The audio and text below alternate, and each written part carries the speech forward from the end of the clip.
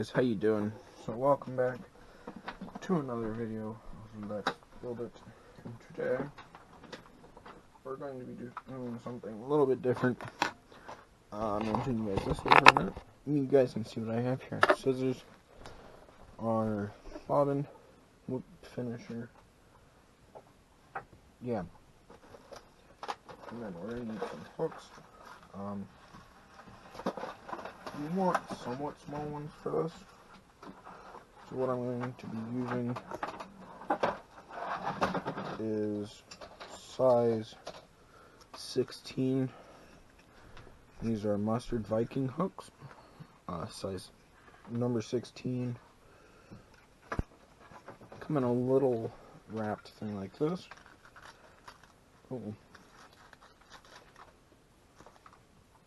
Got a couple hooks on the bottom here that we're going to use. Okay, so first things first, what we're going to do is I'm going to pour these out right here. I'll show you just how small it is.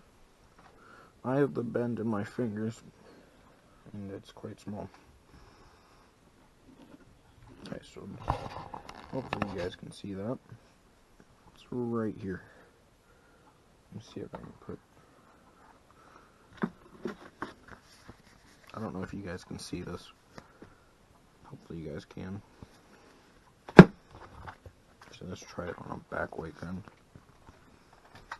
You guys should be able to see that now. But we're going to start off. I'm going to be doing some brown and pink. Now these do represent little eggs, single salmon eggs, trout, salmon, whatever you want.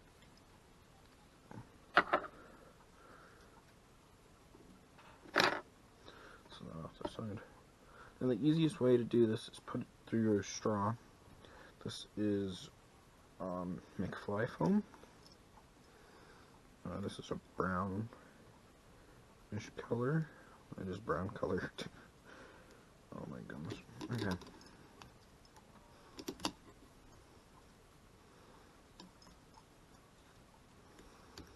Just tie that around. Wrap it around the front. Hopefully you guys can see what I'm doing. Wood finish it, twist it a couple times. Take that out. Put that back through. Put that under. Spin it a little more. Pull it out. And cut it. Cut the string. And we'll move this you just want to pull it back just a little bit. Cut it. That one's a little bit uneven, on the uneven side. You get a little egg. Let's take that in with the other things that I have. And we'll do another one. We'll do a couple of these. They're fun and simple to do. You can do them real quick. Now, the smaller the hook, the better it is, because the McFly foam will hold more of it. Sorry about that, I got my arm in the way. Okay, so we're going to pull this McFly foam out. Pull a little bit, I got to pull it out, it won't come out. Okay.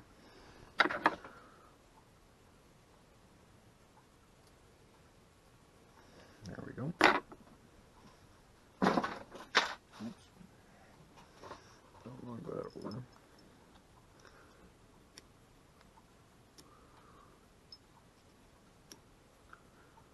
Okay, I'll go this way. And then around the front. Pull a little bit more line out. There we go.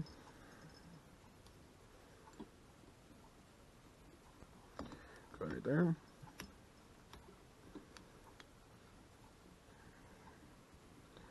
Go right there again. And cut this off. Now what we want to do, I think I just put the hook. get as close as possible. Ooh, the edge there. I think I might have bent the hook. Nope. There you go. So I'm going to hold it by the head of the eye of the hook. So you can see right there. It's actually quite small. It's all the more you need. You don't even have to use it for trout. You can use it about for almost anything.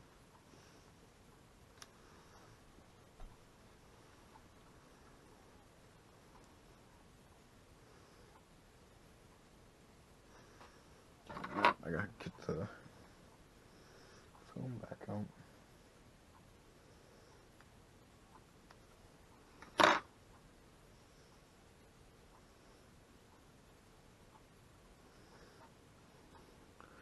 One part that's easy is if it's even, just cut it. Just cut it nice and simple. No, well, we do need to put another egg out, or hook. Get another hook in the vise. I hope you guys can actually see that, because it's gonna suck if you guys can't. So I think we'll do one more of this brownish color. I'm gonna do this one on a little bit of the bigger side, just so it covers more. Then we'll switch to pink.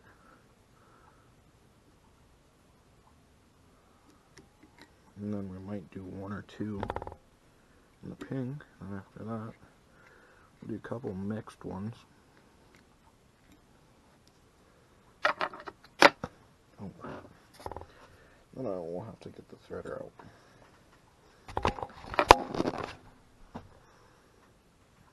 Okay. Put our fly.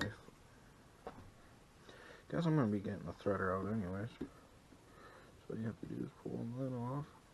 I knew that was going to happen at one point, because it was getting there. Just pull all that off.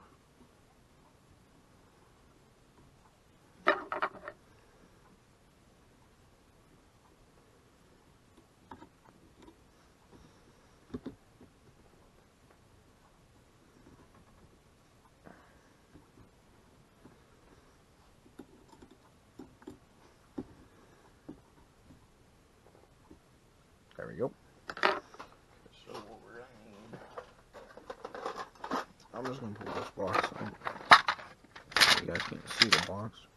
Probably hear it awesome around. We'll stick this up through here. Stick this through here if I can get it. It's through there now. Okay. What we want is, actually I'm going to cut the string a little bit so it's not, I dropped it.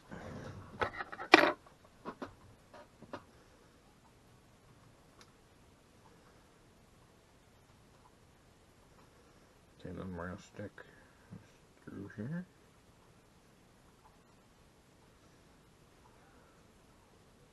Oh, I missed. I missed the little sucker.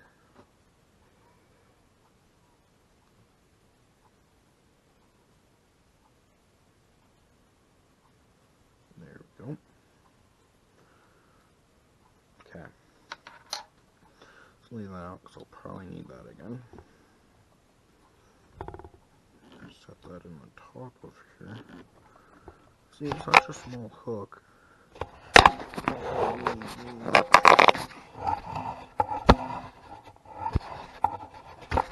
Come on, stay.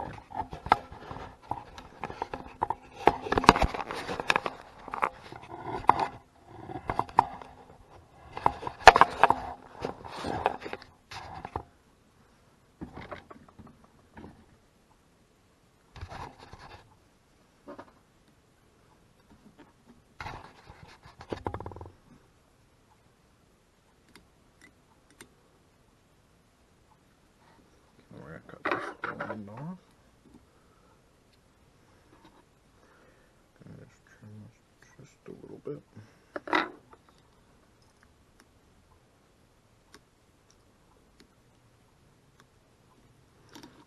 this way.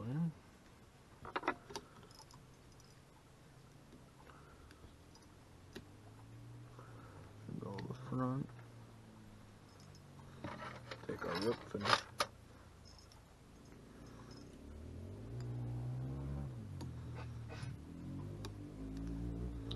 We're gonna spin it. Take it out. Do it again. Take that out.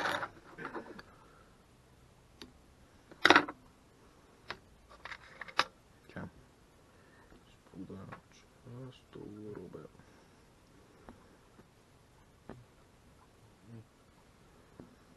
And this one, it doesn't really matter if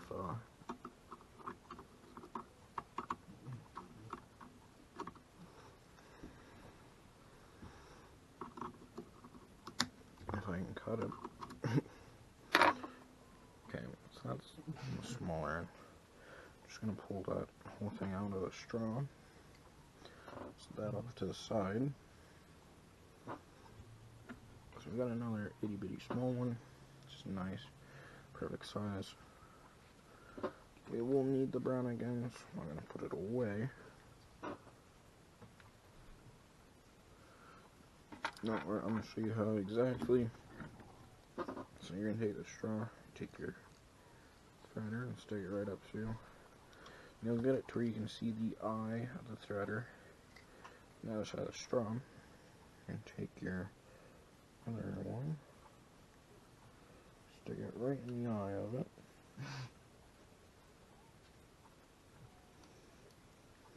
You're just gonna pull it through.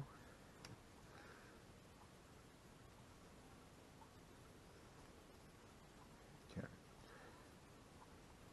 And then you can slide it back out for the eye.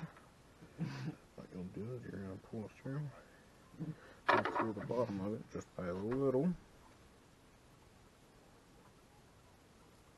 And cut it. There we go. Next color's ready to go. Okay, so what we're gonna do is stick it back in there. So we got another hook back in there.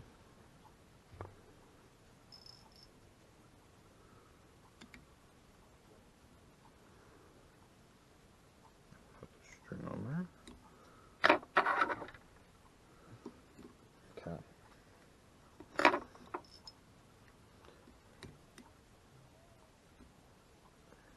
Just wrap it up the front on there. Put our McFly foam down. Pull it tight. Go this way.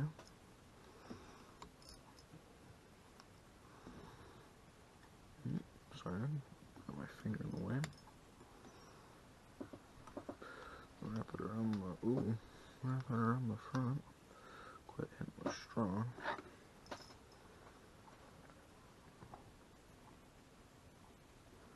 Oh, okay, I'm like, what? Wait a minute. Okay, there. I'm like, man, I had a couple more there. I think I must have hit them off to the side. Pull that.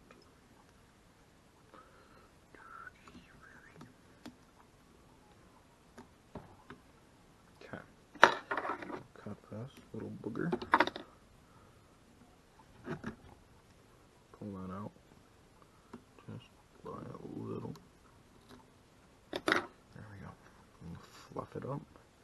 Fluff it around the shank of the hook. There we go.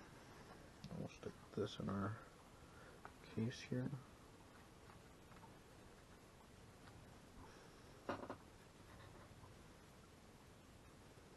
Okay, stick the next hook in. We're going to do another one. This is going to be the last one with pink on its own. Then we're going to make two of them with a mixed color of pink and brown. Now, any bright color is normally like one of the best ones you can use. So it'll like catch their eye. But sometimes the same colors over and over make the fish used to them. Oh, sorry. bumped you guys. That's not what I wanted to do. Oh my goodness. Okay, now we're gonna go the other way.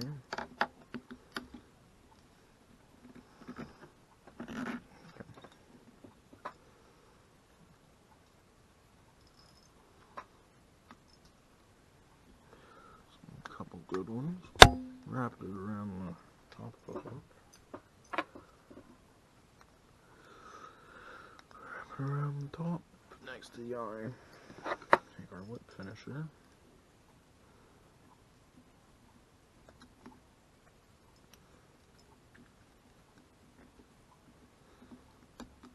Okay. And cut.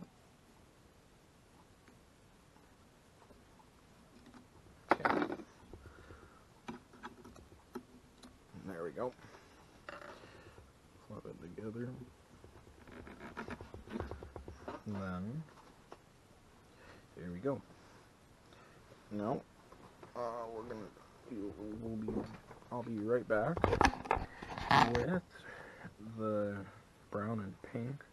I'm gonna switch everything over. And first I will have a quick break with you guys. So see you when I get everything set back up. Book of Fly Fishing. I'll read this. The fly fishing is at once challenging and inspiring. It draws anglers to wild and beautiful rivers in search of trout, salmon, and salmon that are equally wild, beautiful, and elusive. Is that and more at a split hitting the crotch of your waders when you're belly button deep in an icy torrent? It is seeing the tip of your $400 fly rod inexplicably drawn like a wayward dowser's switch to a closing car door. That's life, and that's fly fishing. The Little Book of Fly Fishing is an honest book portraying the thrill of victory and the agony of pastoral defeat. Anyone who has definitely thrown a fly to a rising trout or who tangled his line in an overhanging branch will smile, grimace, chortle, and knowingly nod at this familiar but rarely photographed vignettes depicted in this unusual book. The text accompanying the scenes expletes deleted will warm or wrench the heart of any true fly fishing aficionado. I don't know. Little Book of Fly Fishing. Text is by Thomas Davis and photos are by Dale C. Spartas. The Willow Creek Press produced it. I helped them get it out there. And we're probably going to just read a chapter at a time because it's not that long. Each chapter is not that long. The fish, objects of desire. If the trout are the aristocrat of fishes, the rainbow is the aristocrat of trouts. It combines in one superbly streamlined package all the qualities anglers prize: beauty, it wears its famous colors the way royalty wear raiment; courage, challenge, a certain fierce nobility. Whether the setting is a fertile spring creek or a lake in the high desert, nothing can turn a fly fisherman's knees to jelly and his hand-eye coordination to mush, like the sight of a big bow rising to sip a natural. For centuries, philosophers and theologians have been attempting to prove the existence of a divine being. Fly fishermen need no further proof than the brook trout, a fish whose beauty can only be explained by involving a higher power. It's the jewel of the northern wilderness, and it's just a coincidence that one of the great brook trout waters is the God's River. The brook occupies the same niche in the affections of anglers that the wood duck occupies in the eastom of waterfowlers. Like the wood duck, too, the brook trout has a reputation for nativity. The real champion in this respect, though, is the grayling, a free riser if there ever was one. Hatch or no, it's the rare grayling that's able to resist a well-presented Adams, blacknet, or ginger quill. And when the sailfish of the north makes up its mind to take, the commitment is total. It's not uncommon for a grayling to come right out of the water in its zeal to smack a fly. Still, for its exuberance, the grayling remains the most fragile of fishes, as sensitive to environment disturbance as a wild orchid. Its disappearance from Michigan, where teenaged Ernest Hemingway caught some of the last of the race, It perhaps is perhaps the saddest story in American angling. There are many streams in which brown trout account for a quarter or less of the overall catch. But as revealed by electroshock surveys, they comprise 3/4 or more of the total trout population. In other words, the brown is nobody's fool, and in common with other smooth operators, it prefers to work under the cover of darkness. Can't understand why that good-looking spot with the sweeper and the undercut bait never seems to produce. Simple, because it's the lair of a big cannibal brown, fish that only comes out at night. And these are the trout that anglers give the names like Beastie Boy to. The trout they devote their entire season to pursuing. Like certain comedians and most parents, the cutthroat doesn't necessarily get the respect it deserves. All too often it's viewed as the rainbow's poor relation. Lovely to look at, but well simple. There's something to be said, though, for a fish this willing. It's the ideal learner's trout. Just ask the thousands of fly fishing pilgrims who travel to Yellowstone every year. Even the most expert angler likes to dial down the intensity level now and then, and enjoy some plain, unvarnished fun. Another thing the cut has going for it is that, by and large, it inhabits the kind of places that take your breath away. Ooh. Whether a hybrid like the tiger trout, or rarity like the golden, proof that the 49ers didn't extract all the precious ore from the Sahara Nevada, or not a true trout at all, like the Dolly Varden, a charm. These fish of cold water and unspoiled country are objects of fascination, veneration, and ultimately desire. What makes this desire unique is that fulfillment is only marginally related to possession. The deepest satisfaction comes from letting go.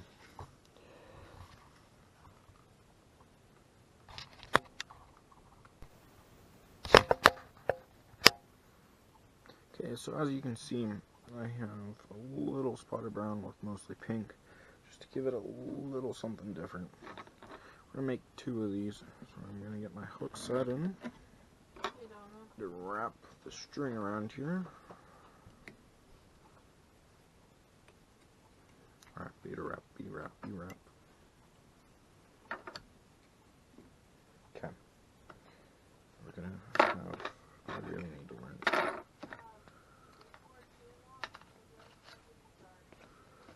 I really need to learn to keep my hand out of the screen.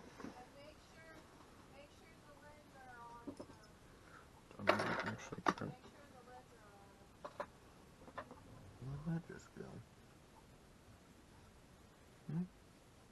No, right there. Okay. I'm gonna trim this up a little bit just so it's flush.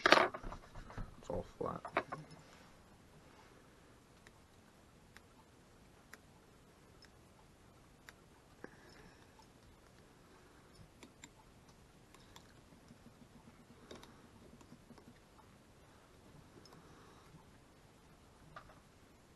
Okay. Put our little. That thread is gonna be at the end of me. Put one more loop in it. Loopy loop, loopy loop. Okay, now I need to shorten that up. Okay. So what we're gonna do is just a little. Maybe you're thinking, oh, the top's pink. The top's pink. Wait a minute, there's no brown in there. If you look closely, right where the hook is bends, there's, oh crap, I just dropped it. There's a itty bitty bit of brown. That's exactly enough just to catch the fish's attention from the normal stuff. Normal hooks and stuff. Do one more.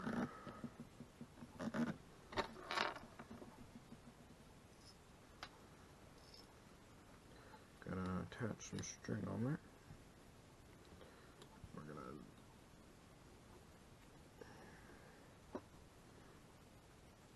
put it on there tight. Don't want it moving. Now, I'm gonna do this one a little bit thicker, just for the simple fact. Oops, sorry. I keep throwing stuff. And you can't see it because my finger's there. But I'm doing it to hold it there in place. Okay. Pick up the scissors, I will need those. Okay. We're gonna whip finish this real quick.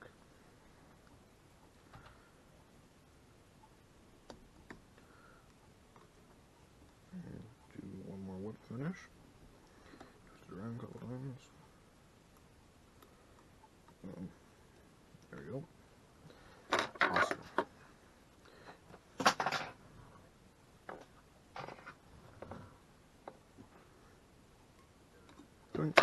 There we go. Now we're going to pull this straw away from it. Just a little bit.